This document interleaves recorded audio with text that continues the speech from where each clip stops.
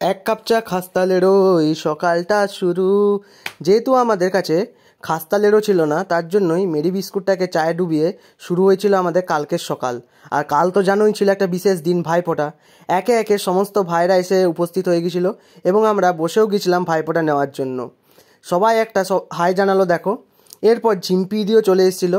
এসে ভাইফোঁটার থালাটিকে সাজিয়ে নিয়েছিল এবং লক্ষুমা প্রদীপটাতে আগুন ধরিয়ে দিল।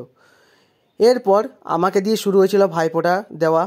ভাইয়ের কপালে দিলাম ফোঁটা, জমের দুয়ারে পড়লো কাটা, যমুনা দেয় জমকে ফোঁটা, আমি দিই আমার ভাইকে ফোঁটা। এই যে মন্ত্রটা বলা হয় ভাইফোঁটা দেওয়ার সময়, এটা আমাদেরকে জীবনের সমস্ত বাধা থেকে বাঁচিয়ে রাখে। ব্রেকফাস্টে আমাদের দেওয়া হয়েছিল লুচি, ঘুগনি, পায়েস এবং বিভিন্ন ধরনের মিষ্টি।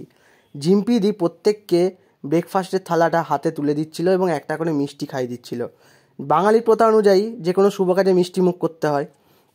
এরপর চলে এসেছিল আমাদের দুপুরবেলাতে আমাদের দেওয়া হয়েছিল ভাত, আলু ভাজা, পোস্ত, ডাল, মাছ, মটন, চিকেন, চাটনি, মিষ্টি, সমস্ত কিছু, অনেক কিছুই আইটেম ছিল।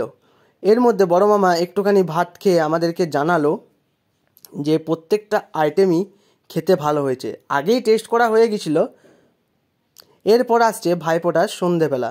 যেহেতু সকল ভাই বোনরা আমরা একসঙ্গে মিলিত হয়েছিলাম, তাই সন্ধেবেলাটা উদযাপন করেছিলাম একটু আতশবাজির মাধ্যমে।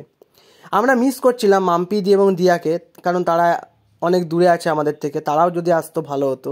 তাও আমাদের কালকের দিনটা বেশ ভালোই কেটেছিল। আবার পরের ভ্লগে তোমাদের সঙ্গে দেখা হবে।